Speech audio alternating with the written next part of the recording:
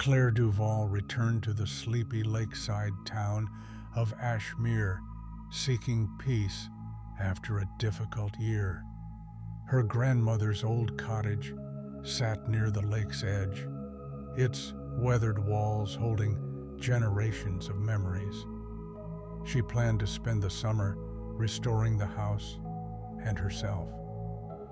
But on her first evening, as the sun dipped below the horizon, the lake's mirror-still surface rippled unnaturally. Ashmere was postcard perfect. Charming streets, a bustling cafe, and a picturesque lake that reflected the sky. But beneath its serene surface lay unease.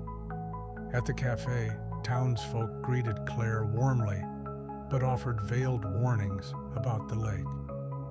"It has a way of keeping secrets," said Nora, the owner, "and not all of them stay buried." Claire chalked it up to small-town superstition. Later that night, Claire stood on the cottage's rickety dock. The moonlight danced on the lake, but as she stared, a shadowy figure appeared, mirroring her stance. She froze. The figure tilted its head as she did, but when she stepped back, it stayed. Heart pounding, she turned and rushed inside, locking the door. The next morning, Claire found wet footprints on the dock leading toward the cottage. Convinced she was being pranked, she visited the local sheriff, a stoic man named Don Avery. He dismissed her concerns. "The lake plays tricks," he said, "especially this time of year." But his uneasy expression suggested he knew more than he let on. At the town library, Claire met Ellie, a history enthusiast, who eagerly helped her research. Ellie mentioned a decades-old mystery, strange disappearances linked to the lake. Some locals believed the lake was cursed. Others whispered about doppelgangers, shadows that mimicked the living and lured them to the water. Claire unearthed newspaper clippings and journals detailing the disappearances.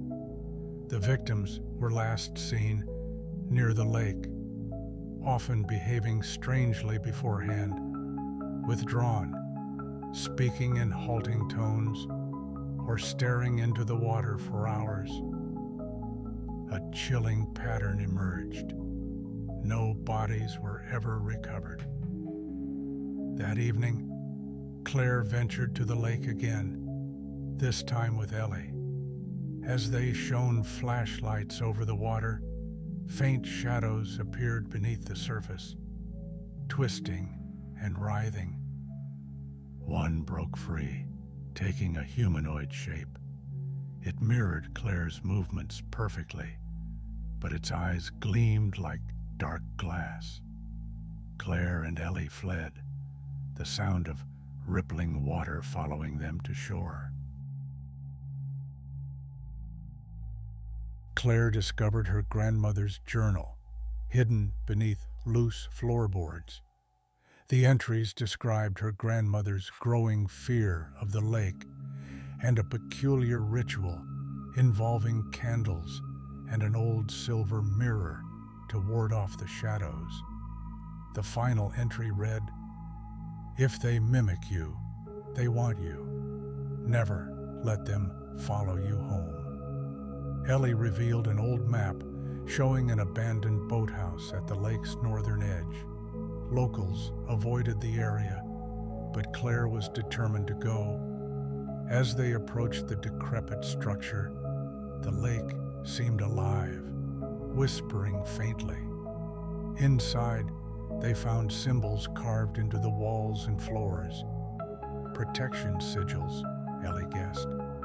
Believing the symbols could repel the shadows, Claire and Ellie marked the perimeter of the cottage with chalk sigils.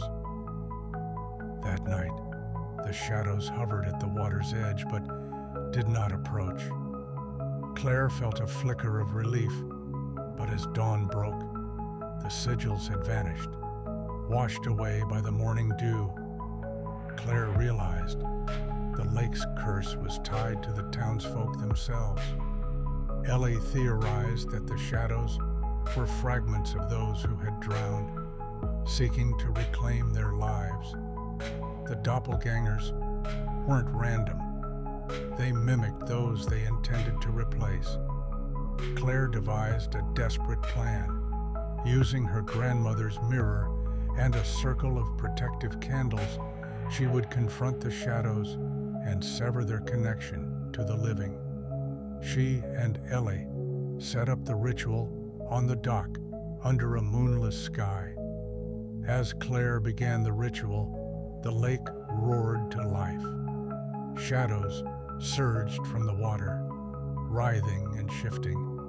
One took her shape, stepping onto the dock with eerie precision. It spoke in her voice, pleading for her to stop, insisting it only wanted to live. Claire's hands trembled, but she finished the chant. The shadow screamed and dissolved, dragging the others with it into the depths. The lake fell silent once more. The next morning, the lake was calm, its surface unbroken. Claire felt a profound sense of quiet, but she knew the lake's secrets would never be fully at rest. Ellie promised to document their findings to warn others, while Claire vowed to leave Ashmere and its cursed waters behind for good. Months later, Claire received a package from Ellie, a manuscript detailing the lake's history and their harrowing encounter.